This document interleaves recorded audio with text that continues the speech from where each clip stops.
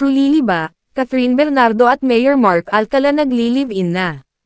Mukhang excited ang staff ni Lucena City Mayor Mark Alcala na linisin ang condo unit ng kanyang boss dahil binidyohan niya ito sabay post sa social media without knowing na magiging viral ito. Napansin kasi ng netizens ang leather sofa design sa condo unit ni Mayor Mark na kakambal ng pag-aari ng aktres na si Catherine Bernardo.